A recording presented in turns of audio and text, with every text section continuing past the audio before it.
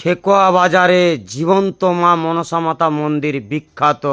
ভক্তদের উদ্দেশ্যে বলছি, সেই বিখ্যাত মন্দির তোমাদেরকে দেখাবো। দেখুন, সকাল সকাল মায়ের মন্দিরে গেট খোলা হয়ে গেছে। অনেক ভক্তরা আজকে শনিবার পুজো পাঠেছে, ওনাদের নামে আজকে পূজা দেওয়া হবে। এক ভক্ত মা, ওনার আজকে যজ্ঞ আছে, ওনার নামে আজকে যজ্ঞ হবে।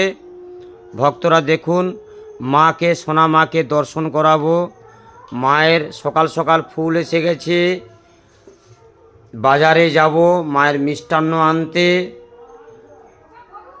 শনিদেব আজকে আগমন হয়ে গেছে, সোনা মারা বসে আছে। ভক্তরা দেখুন মাকে, সবাই দেখুন, মহাপ্রভু আছে, গোপালজি আছে, মদনমোহন আছে, শীতলা মা আছে, সবাই সব মারা আছে। আজকে ভক্ত সকাল সকাল ফুল এনেছে। ভক্ত মা আজকে প্রদীপ সাজাচ্ছে। ভক্তদের উদ্দেশ্যে বলছি, যে কোনো সমস্যা নিয়ে পুজো পাঠাতে পারো, তোমাদের নামে পুজো হবে। মাকে জানাবো আমার ভক্ত বেটা খুব অসুবিধায় আছে, তোমরা পুজো পাঠে দেখতে পারো, মায়ের কৃপা লাভ পাবেন। জয় সোনা মায়ের জয়।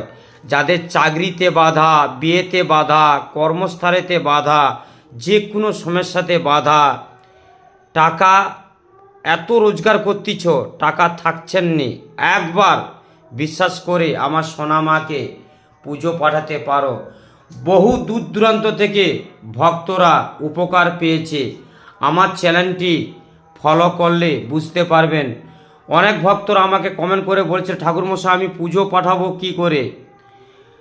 এই নম্বরে আমার ফোনপে আছে 7872202631। এই নম্বরে পুজো পাঠাতে পারো। কালকে রাত্রি 11টার সময় বাংলাদেশ থেকে এক ভক্ত বাবা, উনি ফোন করে বলেছিল যে তোমার সোনা মা খুব জাগ্রত। আমি মাকে এই টিভি দেখে 3বার দেখেছিলাম মোবাইলে, দেখার পর তারপর পেছনে আমার সাথে একটি মিরাক্কেল ঘটনা ঘটেছে। একটি সাপ আমার বিছানায় শুয়ে আছে। আমি খুব অবাক হয়েছিলাম, ভয় পেয়েছিলাম। তারপর আস্তে আস্তে করে সুরসুর করে চলে গেছে। কোনো কিছু আর দেখতে আমি পাইনি।